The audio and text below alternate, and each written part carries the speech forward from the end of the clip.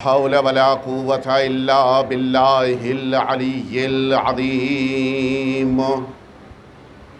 حسبنا الله ونعم الوكيل، نعم المولى ونعم النصير.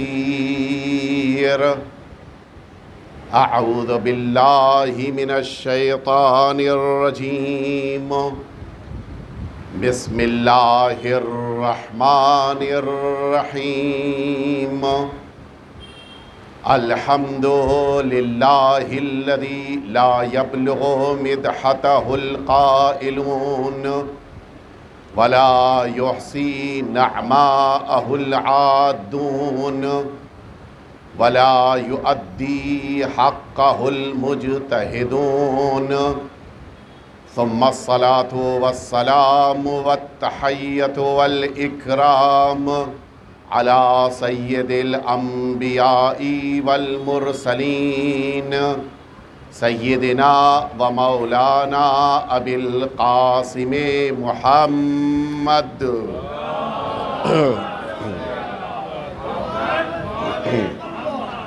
صلى الله عليه وعلى أهل بيته الأطيبين الأنجبين، لا سيما الإمام المبين بقية الله في الأرضين. أرواحنا وأرواح العالمين لتراب مقدمه الفداء، واللعنة الدائمة الباقية على أعدائهم أجمعين. أما بعد، فقد قال رسول الله صلى الله عليه وآله: حسین منی وأنا من الحسین. مل جل کے صلوات بھی دیں آپ حضرات.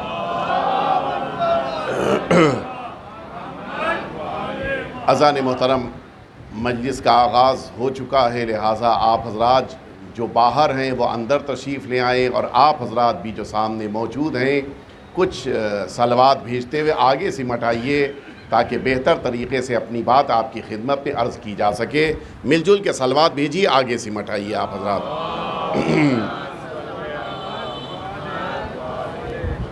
اذان محترم، التماس ہے کہ ایک دفعہ سورہ حمد اور 3 دفعہ سورہ توحید کی تلاوت فرما کے مرحوم و مغفور حاجی اقبال حسین رمضان علی ویرانی، مرحومہ حاجیانی فاطمہ بائی رضا حسین مانجی، مرحوم محمد حسین مکھی، ان کے علاوہ ویرانی فیملی، وکیل فیملی، شراف فیملی، ماٹی والا فیملی، ریکسلو فیملی، ان سب کے تمام مرحومین اور یوسف علی مرچینٹ کے خاندان کے تمام مرحومین اور کل مؤمنین اور مؤمنات جو دنیا سے اٹھ گئے، ان سبھی کو ایصال فرما دے.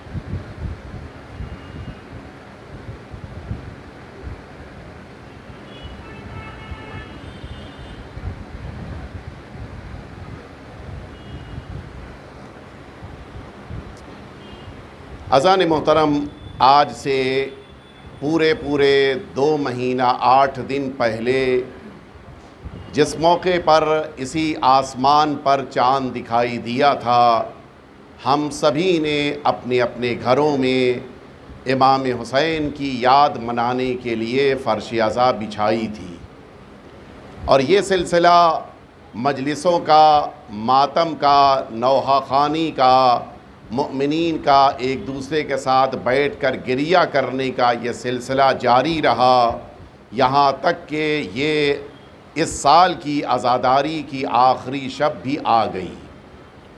وہ شب کہ جس شب میں ہم سب اپنا سوگ مکمل طور پر منعقد کر لینے کے بعد، سوگ منا لینے کے بعد، کل مغرب کے بعد اپنا سوگ بڑھا دیں گے. ہمارے گھروں میں بھی کل کی شب سے خوشیاں شروع ہو جائیں گی. ہم بھی اپنے اپنے علاقوں میں، اپنی اپنی جگہ پر جہاں بھی ہوں گے، اپنی خوشی کا اظہار کریں گے. لیکن وہ خوشی جو کل رات میں آنے والی ہے، وہ خوشی اس بنا پر ہے کہ ہم نے 2.25 مہینے اپنے آقا اور مولا کے لیے فرش عزا بچھائی۔ وہ امام حسین کے جنہیں میدان کربلا میں مظلومیت کے ساتھ قتل کر دیا گیا، ان کے خون کا ظاہری طور پر انتقام لیا گیا، اس بنا پہ کل شب سے ہم سب خوشیاں منعقد کریں گے۔ اس کے معنی ہے کہ جس نے غم منایا وہ خوشیوں کی بارگاہ میں جائے گا۔ یہ اللہ کا انتظام ہے کہ جس انتظام کے تحت ہم جب غم منا رہے ہیں تو خوشی بھی ہمارے سامنے آئے گی۔ لیکن ایک بات میں آپ کے سامنے عرض کرنا چاہتا ہوں، اور اس کے بعد میرا خطاب ان برادران سے ہوگا کہ جو اس وقت میرے سامنے نہیں ہیں لیکن انہیں اس حقیقت کو بتانا ہے۔ لیکن اس سے پہلے ایک جملہ میں عرض کرنا چاہوں گا۔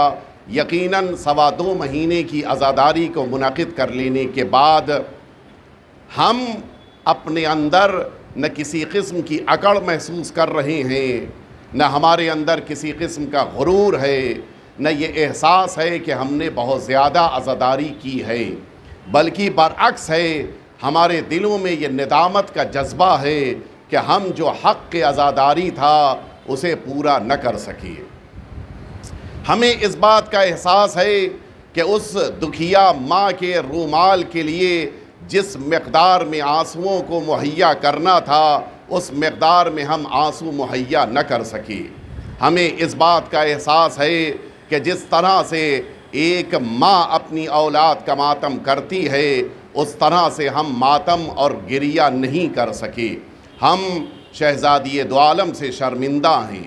ہم سید عالمیان کی بارگاہ میں یہ جملہ کہنے کی جسارت نہیں کر سکتے، لیکن بہرحال یہ جملہ ضرور کہیں گے کہ سیدہ، ہم آپ کی بارگاہ میں شرمندہ ہیں کہ جس طرح سے ہمیں آپ کے بچوں کا ماتم کرنا چاہیے تھا اس طرح سے ہم ماتم نہیں کر سکے۔ لیکن ہمارا آپ سے وعدہ ہے، ہم ان ایام عزا کے مکمل ہو جانے کے باوجود ذکر امام حسین کو رکنے نہیں دیں گے۔ ایسا نہیں ہے کہ ایام عزا کے ختم ہو جانے کے بعد سیدہ کے لاڈلے حسین کا ماتم ہم نہ کریں۔ ایسا نہیں ہے کہ امام حسین کی یاد میں آنسو نہ بہائیں۔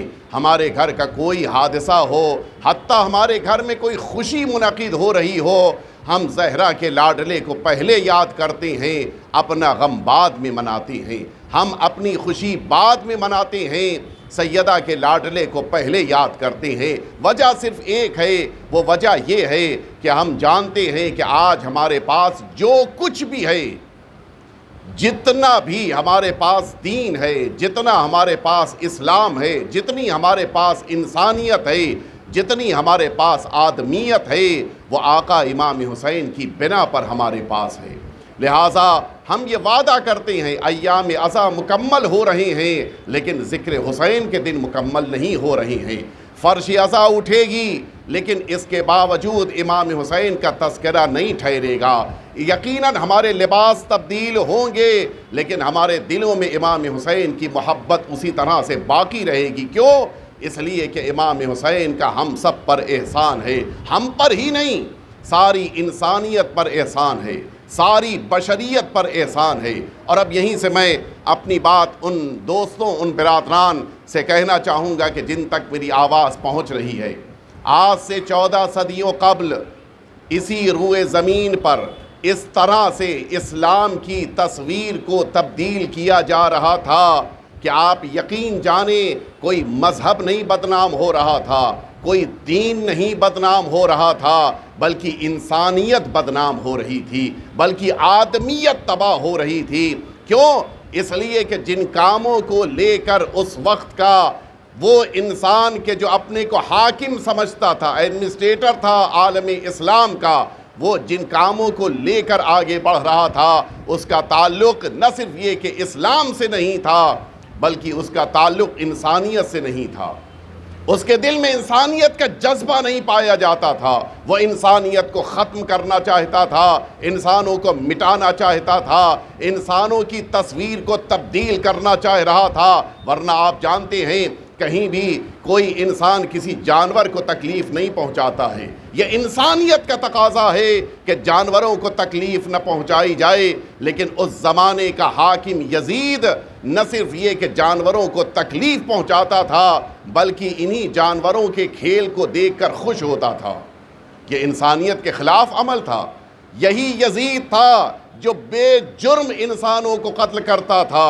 یہی انسان کے نام پر دھبا سمجھے جانے والا یزید تھا کہ جو ناموس اور خواتین کی عزت کو پامال کرتا تھا اور پھر اس کے بعد خوشیاں مناتا تھا، اس کے اندر خوشی کا جذبہ پیدا ہوتا تھا۔ آپ جانتے ہیں پوری دنیا کا مزاج ہے کہ کچھ نہ صحیح انسانیت کا تقاضا ہے کہ خواتین کو عزت دی جائے۔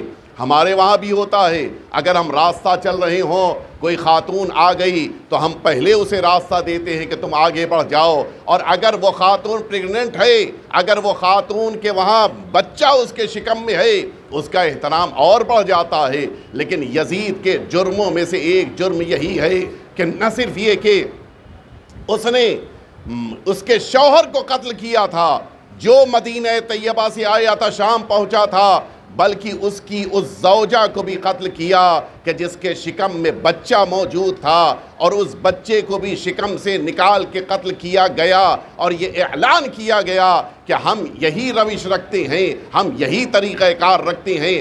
آپ انصاف سے بتائیں، اگر یہ طریقہ کار جو یزید شروع کر رہا تھا وہ اگر حاکموں کے اندر شروع ہو جاتی تو نتیجہ یہ ہوتا کہ کوئی مذہب نہیں، انسانیت بدنام ہو جاتی، انسانیت تباہ ہو جاتی۔ پھر نتیجہ یہ ہوتا کہ لوگ بھول جاتے کہ انسانیت کسے کہا جاتا ہے، لوگ فراموش کر دیتے کہ ایک دوسرے کی عزت کرنا کسے کہتے ہیں، لوگ بھلا دیتے کہ کس طرح سے سامنے والے کو احترام کی نظر سے دیکھنا چاہیے۔ نہ ماں باپ کا احترام باقی رہ گیا تھا، نہ اولاد کا احترام باقی رہ گیا تھا، نہ خواتین کے حقوق کی رعایت کی جا رہی تھی۔ وہ تمام طریقہ کار جو 50 سال پہلے، 60 سال پہلے عرب کے اس ماحول میں کہ جب اللہ کا دین نہیں آیا تھا، وہ ماحول جو پایا جا رہا تھا، اسی ماحول کی طرف دوبارہ اس دین کو پلٹایا جا رہا تھا۔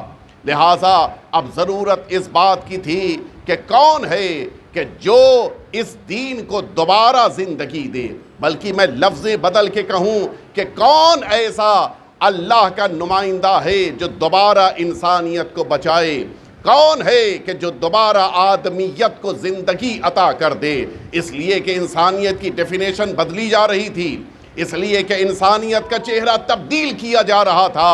امام حسین جیسی ذات اس زمانے میں سامنے آ کر انہوں نے وہ سارے نیچر کو، سارے مزاج کو کہ جو انسانوں کے خلاف سازشیں کر رہے تھے، ان سب کے چہروں سے نقاب کو اتارا، دنیا کو بتایا کہ یہ بے دین نہیں ہے بلکہ یہ انسانیت سے بھی دور انسان ہے۔ اور پھر اسی لیے آج تاریخ بشریت کا اگر کوئی سب سے بڑا لیڈر ہے تو وہ امام حسین کی ذات ہے، اس لیے کہ امام حسین نے اپنی قربانی کے ذریعے سے کسی قوم کو، کسی قبیلے کو، کسی علاقے کو، کسی کمیونٹی کو، کسی مذہب کو، کسی مسلک کو نہیں بچایا ہے، بلکہ اپنی قربانی کے ذریعے سے انسانیت کو بچایا ہے۔ اب نتیجہ یہ ہے کہ جہاں بھی انسانیت پائی جاتی ہے اس کے دل میں اگر انسانیت ہے تو امام حسین کو ضرور مانتا ہے۔ میں اس انگریز رائٹر کو پڑھ رہا تھا، عیسائی مذہب سے متعلق ہے، کرسچین ہے، اس نے یہ جملہ کہا تھا کہ مائنس حسین واٹ از اسلام۔ اگر امام حسین کو نکال دیا جائے تو پھر اسلام میں کیا باقی رہ جائے گا؟ مجھے اپنے سرزمین ہندوستان کے مہاتما گاندھی کا وہ جملہ یاد آ رہا ہے کہ انہوں نے یہ بات کہی کہ میں اپنے ملک کو انگریزوں سے آزاد کراؤں گا، لیکن اس سلسلے میں جب آگے بڑھوں گا تو میں کسی اور کی نہیں بلکہ میں امام حسین کو فالو کرتے ہوئے آگے بڑھوں گا، اور دنیا کو یہ پیغام دوں گا کہ بغیر تلوار اٹھائے ہوئے، بغیر سامنے والے کو قتل کیے ہوئے، بغیر سامنے والے کو تکلیف پہنچائے ہوئے بھی اپنا حق حاصل کیا جا سکتا ہے اور اپنے ملک کو آزاد کرایا جا سکتا ہے۔ ہمیں اسی لیے اپنے ملک سے بھی محبت ہے اور امام حسین سے بھی محبت ہے۔ وجہ ایک ہی ہے، ملک سے اس لیے محبت ہے کہ آج ملک آزاد ہے، امام حسین کے فالوورز کی بنا پر آزاد ہے، اس لیے کہ مہاتما گاندھی نے ہمارے امام حسین کو فالو کرتے ہوئے ہندوستان کو بچایا تھا۔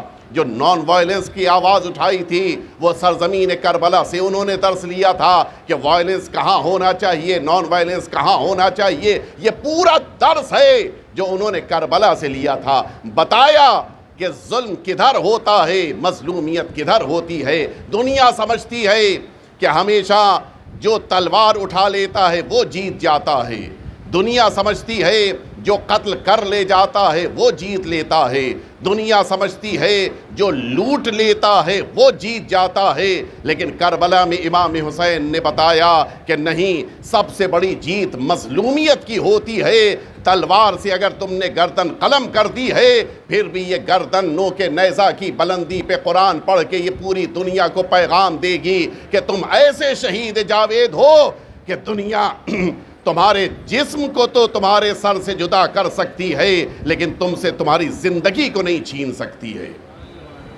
امام حسین نے میدان کربلا کے ذریعے سے وہ عظیم پیغام دیا ہے۔ ساری دنیا کا دستور ہے، آپ ٹرین میں بھی سفر کر رہے ہوں، اگر آپ کے پاس پانی موجود ہے، بغل میں بیٹھا ہوا انسان کا بچہ پیاسا ہے، آپ اس پیاسے بچے کو اپنا پانی دیتے ہیں، کبھی نہیں پوچھتے کہ تم کس مذہب کے ہو، تم کس مسلک کے ہو، تم کس دنیا کے رہنے والے ہو، تم کس ملک کے رہنے والے ہو، تم کس نظریے کے رکھنے والے ہو۔ یہ انسانیت کا تقاضا ہے، پیاسے کو پانی پلانا، خاص طور سے بچوں کو پانی پلانا، وہ بھی عرب کے اس ریگستان کے گرم ماحول میں کہ جہاں پر پانی کی شدت کی بنا پر بعض اوقات انسان دنیا سے رخصت ہو جاتا تھا۔ ایسے انسانیت کا تقاضا رکھنے والے ماحول میں بھی پانی کو بند کرنا یہ اس بات کا ثبوت ہے کہ یزید اسلام دشمن نہیں، انسانیت دشمن انسان تھا، اس کے وہاں انسانیت نہیں پائی جاتی تھی۔ دنیا کا طریقہ کار ہے، اگر کسی سے دشمنی ہوتی ہے تو ٹھیک ہے، اس سے دشمنی کی جاتی ہے، اس کے گھر والوں سے کبھی دشمنی نہیں کی جاتی ہے۔ میدان کربلا میں دشمنی کا حال یہ تھا کہ خود امام حسین کی شہادت کے بعد ان کے خیموں میں آگ لگائی گئی ہے، ان کے گھر کے بچوں کو، ان کے گھر کی خواتین کو، ان مقدس بیویوں کو اسیر کیا گیا ہے، اور صرف اسیر نہیں کیا گیا ہے بلکہ اس انداز میں اسیر کر کے لے جایا گیا کہ جس علاقے سے گزارا جائے اس علاقے والے خوشیوں کا مظاہرہ کریں، اس بات کا انتظام کیا جائے۔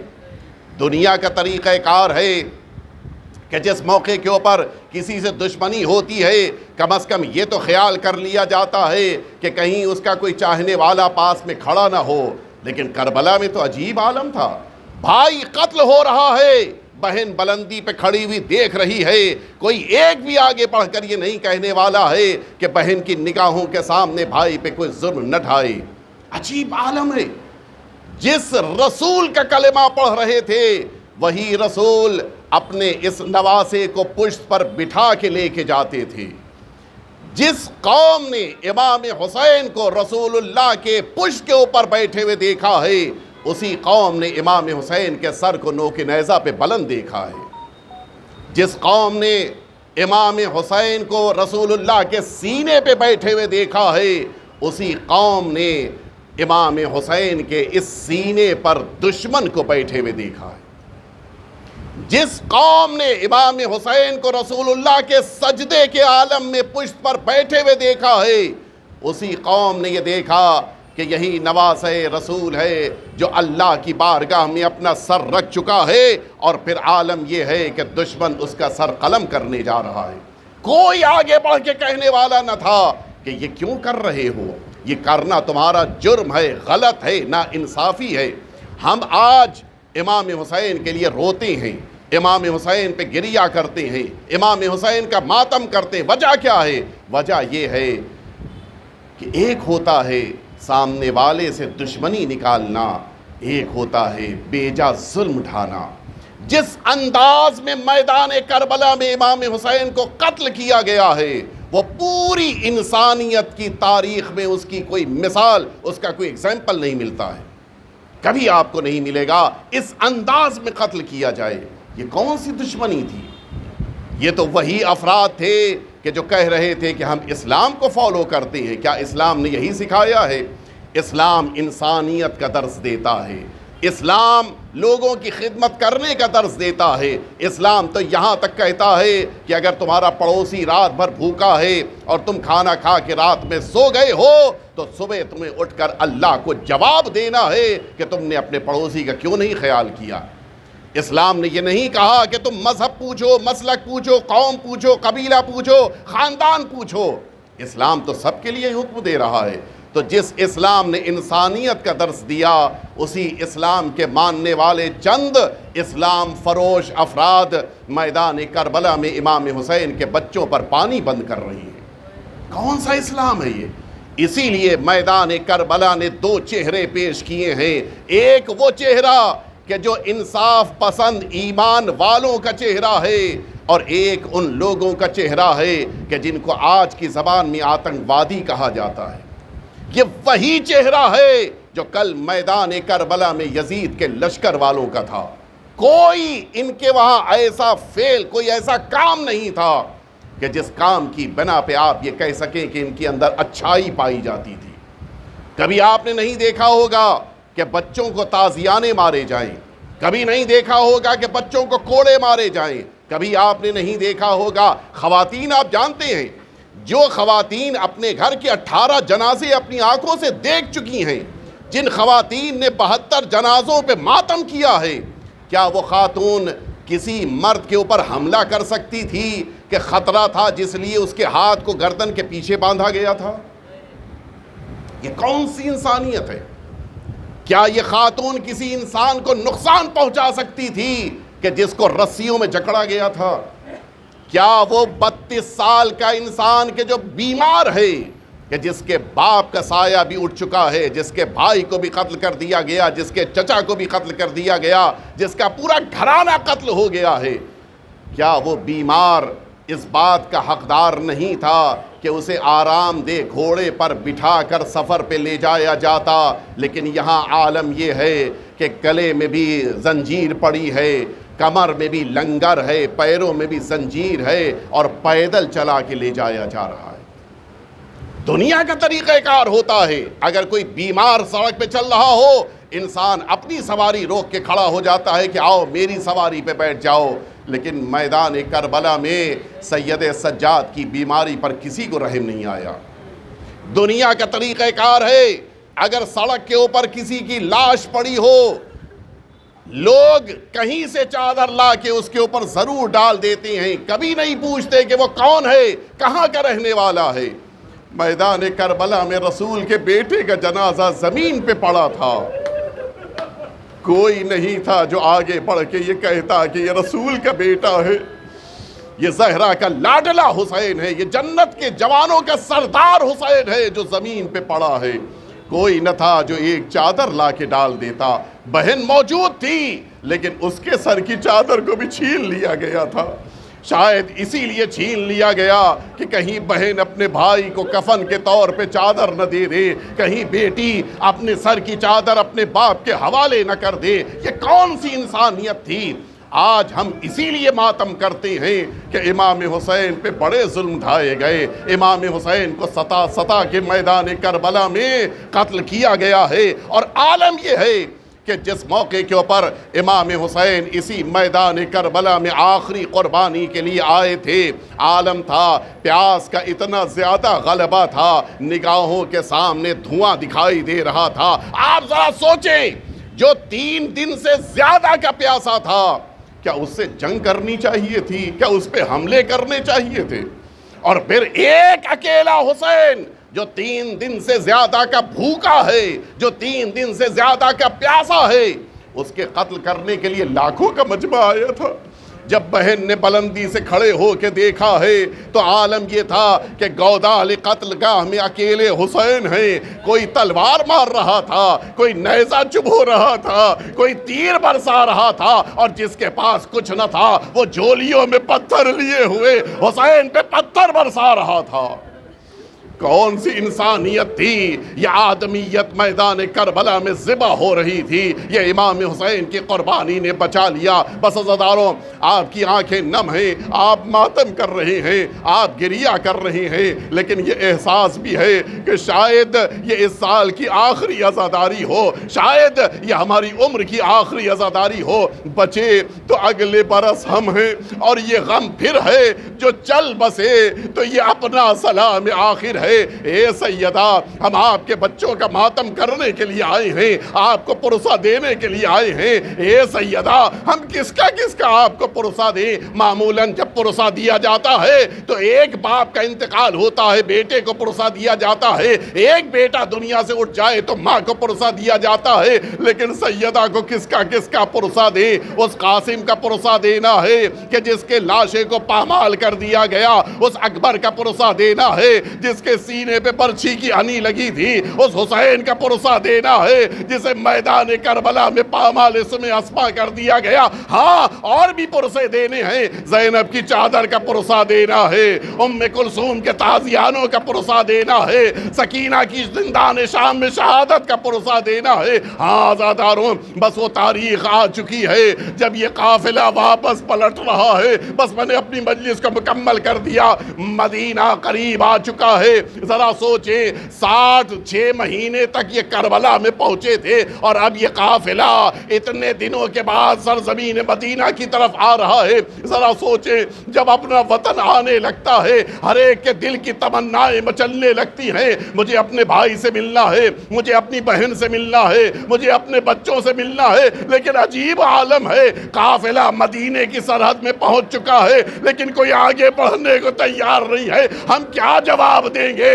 اگر بچوں نے پوچھا میرے بابا کہاں ہیں, ہم کیا جواب دیں گے؟ صغرا نے پوچھ لیا میرا اصغر کہاں ہے, ہم کیا جواب دیں گے؟ یہ قافلہ ٹھہر چکا ہے, اور اب اعلان کیا جا رہا ہے. مدینہ طیبہ میں بشیر ابن جزلم نے جا کے اعلان کرنا شروع کیا, یا اہل یثرب لا مکان لکم, اے مدینے والو, اب مدینہ رہنے کے قابل نہیں رہا, اس لیے کہ رونق مدینہ کربلا میں آرام کر رہی ہے. بس یہ جملہ سننا تھا. بشیر ابن جزلم کا بیان ہے, میں جیسے ہی کوچہ بنی ہاشم میں داخل ہوا, ایک چھوٹا سا بچہ دوڑتا ہوا میرے پاس آیا اور آ کر کہتا ہے, اے بشیر, بس اتنا بتاؤ یہ علم تمہارے ہاتھ میں کیسے ہے؟ اس لیے کہ یہ علم تو میرے بابا کے ہاتھ میں ہونا چاہیے. بشیر سمجھ گئے, کہتے اے بیٹا, تمہارا بابا کربلا میں قتل کر دیا گیا. وہ بچہ دوڑتا ہوا گیا, اپنی دادی سے لپٹ گیا, اے دادی, میرے بابا کی خبر شہادت آ رہی ہے. آئیں ام البنین آئیں. آنے کے بعد بشیر کے گھوڑے کے پاس رک کر پوچھتی ہیں, اے بشیر, بتاؤ میرے بیٹے کے بارے میں تم نے کیا کہا؟ بشیر کہتے ہیں, اے شہزادی, آپ کا بیٹا عباس کربلا میں قتل ہو گیا. کہا نہیں, میں دوسرے بیٹے کے بارے میں پوچھ رہی ہوں. کہا آپ کا دوسرا بیٹا بھی قتل ہو گیا. کہا میں اور بیٹے کے بارے میں پوچھ رہی ہوں. جب چاروں کی خبر شہادت مل گئی, کہتی نہیں, میں تجھ سے زہرا کے لال حسین کے بارے میں پوچھ رہی ہوں. اے بشیر, اتنا بتا دے, میرا حسین کہاں ہے؟ بشیر نے کہا, اے شہزادی, آپ کا بیٹا حسین کربلا میں قتل کر دیا گیا, اور حسین کا بیٹا سجاد مدینے کے باہر آ کر رکے ہیں. پورا قافلہ آ چکا ہے, سارا مدینہ نکل پڑا. سنو عزادارو, بس آخری جملے. جناب زینب علیہ مقام ہیں, امام سجاد ہیں, جناب ام کلثوم ہیں, یہ سبھی ٹھہرے ہوئے ہیں, اور ادھر مدینہ پورا نکل کے سرحد کے اوپر آ رہا ہے، ہر ایک جب دور سے واپس پلٹتا ہے تو نئے آنے والے سے رہ جانے والے ہمیشہ گلے مل کے ملتے ہیں، گلے مل کے اس سے ملاقات کرتے ہیں۔ جیسے ہی محمد حنفیہ نے چاہا اپنے بھتیجے کو سینے سے لگائے، اچانک آواز آئی، اے چچا ذرا آہستہ سینے لگائیے گا۔ آپ کا سجاد پورا بدن زخموں سے چور ہے۔ ہاں سید سجاد کا بدن زخموں سے چور تھا۔ ہاں عزاداروں، زینب علیہ مقام نے اب مدینے میں قدم رکھا۔ بس میں نے ختم کر دیا۔ زینب آگے بڑھی، اپنے نانا کی مزار پر نوازی آ رہی ہے۔ عجیب عالم ہے، عجیب منظر ہے۔ زینب نے آ کے خود کو رسول کی قبر پہ گرا دیا۔ اے نانا، آپ کی زینب واپس آئی ہے۔ اے نانا، آپ کی پیاری بیٹی واپس آ گئی ہے۔ اور یہ کہتے کہتے زینب نے جملہ کہا، اے نانا، جب کوئی پردیس سے واپس پلٹتا ہے اپنے ساتھ ہدیہ لے کے آتا ہے، زینب بھی ہدیہ لے کے آئی ہے۔ اور یہ کہہ کے سنو گے عزادارو، زینب نے ایک پوٹلی کھولی اور ایک کرتا نکالا، خون میں ڈوبا ہوا کرتا۔ اے نانا، زینب یہی ہدیہ لائی ہے، یہ آپ کے حسین کا کرتا ہے جسے میدان کربلا میں رلا رلا کے قتل کر دیا گیا۔ اور پھر آخری جملہ زینب فرماتی، اے نانا، اگر غیروں کا مجمع نہ ہوتا زینب اپنی پشت دکھا دیتی۔ اے نانا، نیل کے نشان ہے، کہیں پہ تازیانہ لگا، کہیں پہ درہ پڑا، کہیں پہ رسی بندھی۔ اے نانا، زینب زخمی ہو کے واپس آئی۔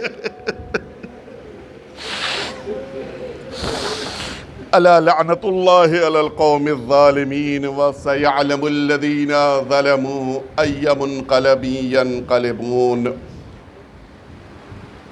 پروردگار، تیری بارگاہ میں دعا ہے کہ ہم سب سے ہماری عزاداری کو قبول فرما۔ پروردگار، ہمارے آقا اور مولا کے ظہور میں تعجیل فرما۔ حضرت کے خدمت گزاروں میں ہم سب کو شمار فرما۔ پروردگار، اگر ہماری زندگی رہی تو اگلے سال پھر ہمیں عزاداری کی توفیق عطا فرما، اور اگر یہ عزاداری ہماری آخری ہو تو پروردگار شب اول قبر امام حسین کی شفاعت نصیب فرما۔ پروردگار ہم سبھی کو امام حسین کے حقیقی عزاداروں میں شمار فرما۔ ربنا تقبل منا انک انت السمیع العلیم۔ ماتم حسین۔